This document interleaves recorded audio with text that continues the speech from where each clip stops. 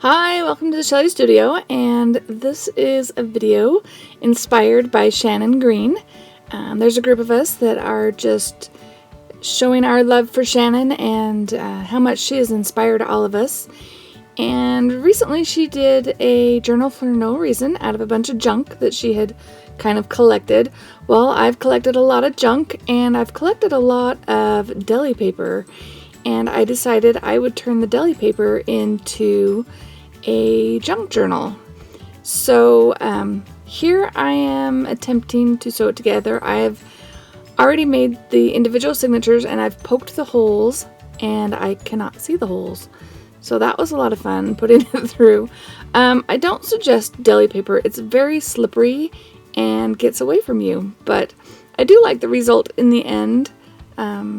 It was just kind of hard to get this into a book. If you've never done it before. This is the Copic Stitch, I believe that's how it's pronounced.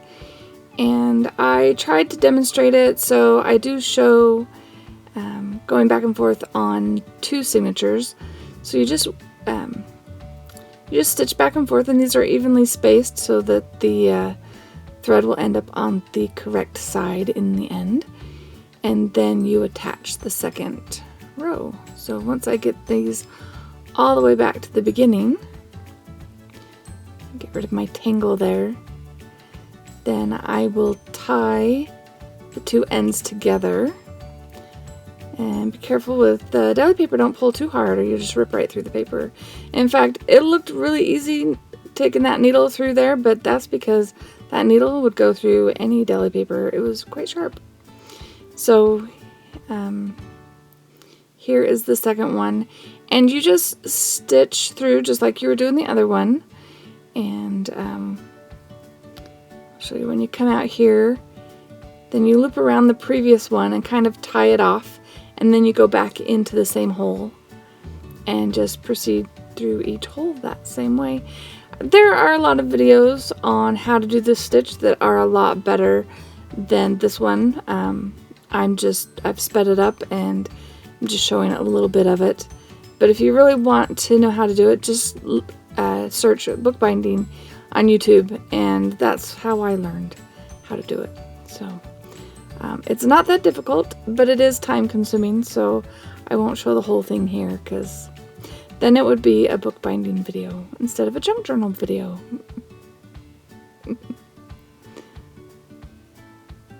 You can see I have to reset it every time to figure out where my hole's supposed to be, because after I poked those holes in that deli paper, I couldn't see them anymore. It's a lot easier in regular paper. So this is going to be my outside cover, and I didn't do any real measurements except for kind of the top and the bottom so that I have some straight lines. And yeah, so I am doing a traditional binding where you glue the end papers to the cover. So right now I'm scoring it, so I'll have a fold. And then this small section will be my back spine on my book. Just creasing it so it's all. And then this end is going to be the flap. I'm going to have a flap that goes over. And I measured the one spot, but I don't measure anything else. And I'm just making it so that it can roll over. If my book gets too big, it can roll around kind of like a pamphlet, pocketbook, folder, I don't know. Anyway, you get the idea. And I'm rounding off the corners because I do not have a corner punch. And so now I've got that all ready. And now we're going to take this and glue it in. So I'm getting ready to glue it, and I did sew this with dental floss because it's waxed thread. It's really tough, and those are driving me crazy, so I'm just going to tape them down with a little bit of washi tape to get them out of my way. There we go. And this is just PVA glue that I got at Michael's, and we're just going to smear it all over the end page here, and then we're going to glue it to our book cover.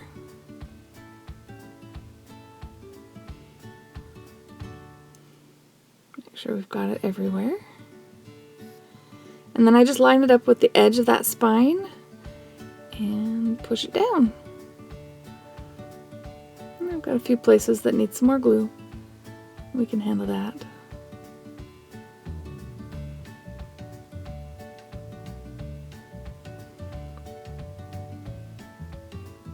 And then just under that corner had a little gap, so we'll push that down.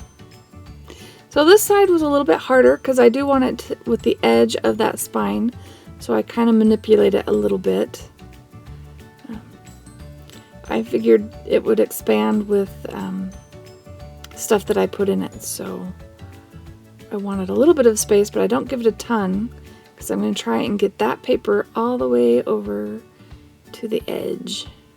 It's a little messy, but for a junk journal, it works okay. So now we've got that on there, and I'm just going to stick my dictionary on there, and I let it dry overnight. So now it's all attached, and I'm shaking it. Yeah, it looks okay. It's all staying in there. And now here is my collection of junk that has just been piling up and piling up, and I decided if I'm not going to throw it away, I need to put it somewhere. And since this is what Shannon Green did, that's what I'm going to do. I'm going to glue it all into this book. And it's all just painted on deli paper, scraps that were for other projects. And I just decided it all needed to go.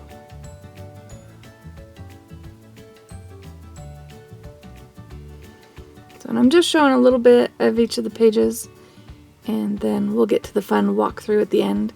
As I was doing this, I decided, I watched another YouTuber, and she has a book where she keeps all of the quotes she finds, and then when she's looking for one, she goes back to that book and can usually find a quote. So I think that's what might end up in here is I'll just glue in some quotes as I find them and collect them. Or as I come up with them. Yeah.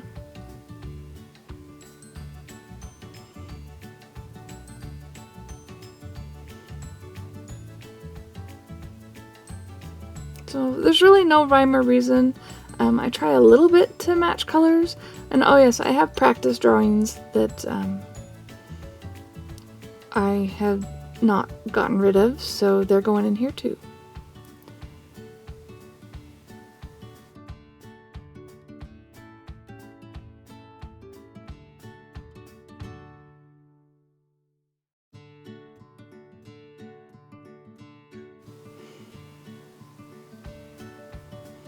And you can see I still have more deli paper. I did 5 signatures of, I think 5 sheets each, 4 or 5 sheets each. Anyways, it's a lot of pages. And I take all that stuff and glue it in, and I only end up using 2 of the signatures. I still have 3 left. So I have plenty of space to add more stuff if I want to.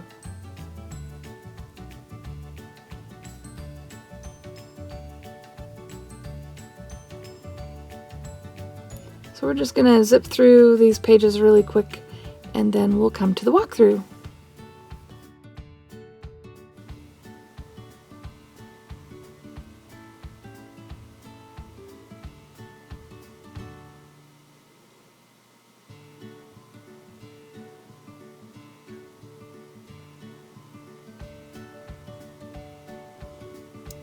This one's just a paper towel that I had wiped up some paint with.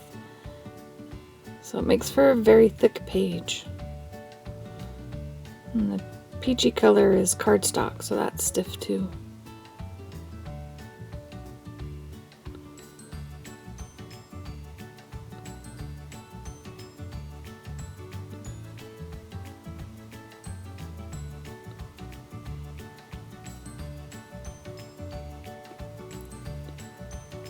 I started out using the Liquitex matte medium, and then I decided I should go for something cheaper. So I am using the Podge matte medium. It's not very matte. It's quite shiny, but I do kind of like the effect. It took me a little getting used to, though, because I'd never really used that one before.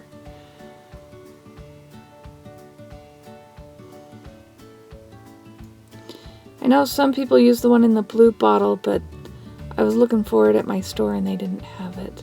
And this is actually from the dollar aisle at Target.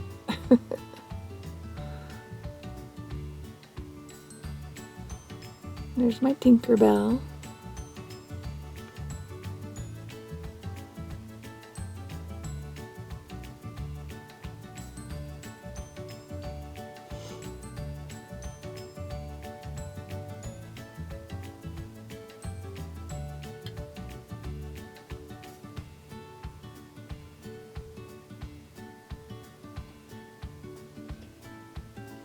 And some more of that green paper towel.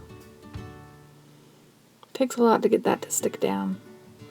But it's so dry here where I am. This stuff dried in a few hours, so it was nice because I could do more than one page a day. And I'd just set aside and go do something else and then come back. Just slap another page on.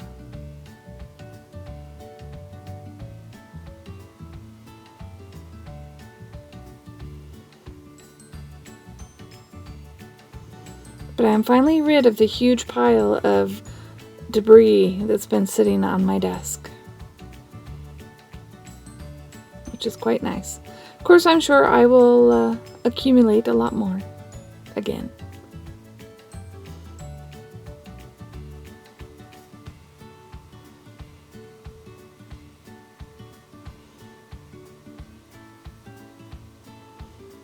Oh, see, I'm back to the matte medium because I ran out of that little teeny bottle of Mod Podge, but I go buy a whole big bottle.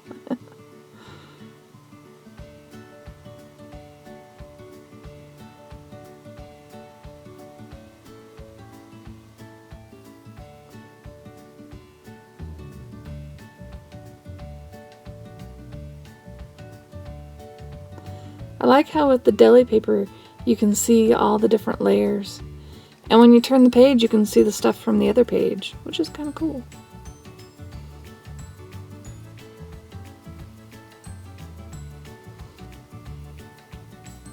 Oh yeah, that happened.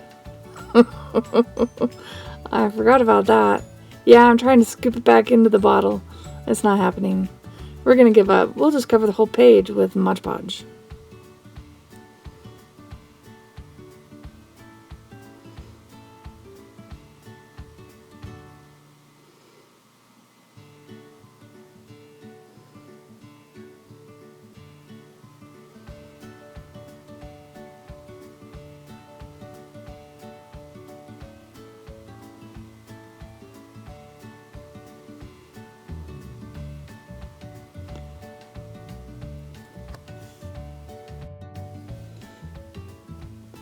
I'm glad that wasn't a whole bottle of Liquitex.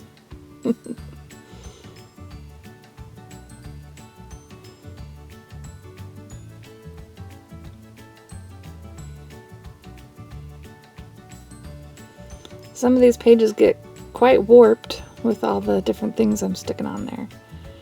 And the deli paper kind of gets soft and wrinkles up a bit underneath too, so it was a lot of fun.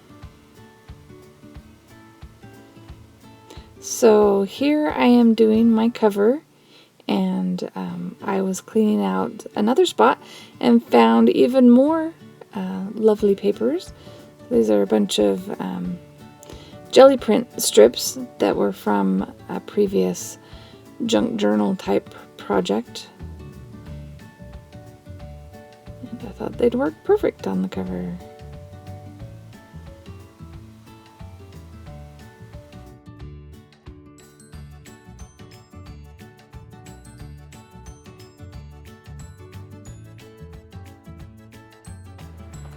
So here's my final piece, and I'm doing this without the voiceover because we know how much Shannon likes the crinkly noises of the papers.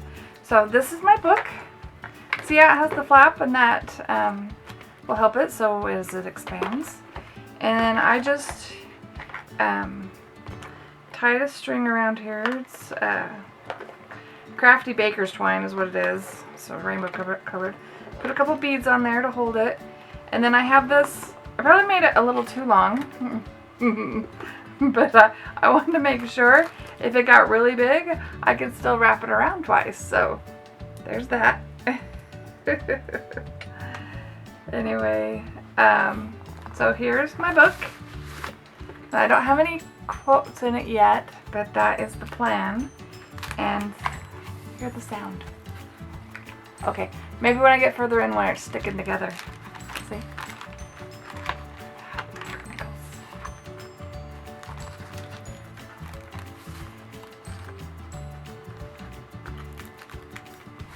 I really like this page. I like my Tinkerbell on here. Tinkerbell is from a video, yeah, that was kind of a disaster, but it's really cute. I did put something on there.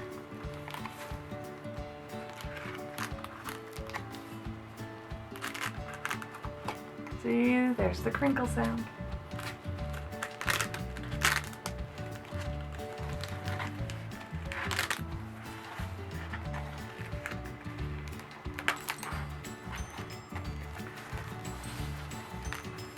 This one I put some paint. Not so happy with that one. This one's just crazy. There's my Eiffel Tower page.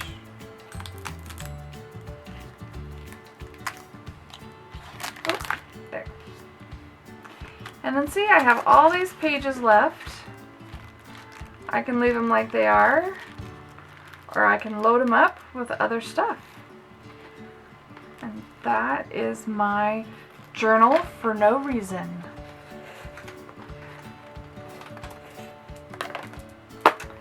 See, way too many times around. Alright. Thanks for watching. So here's a few photos of some interesting pages. I will put a link to Shannon's video of her journal for no reason in the description box below. And if you did like this video, please hit like, feel free to share it. And if you'd like to see more, don't forget to subscribe. Thanks for watching.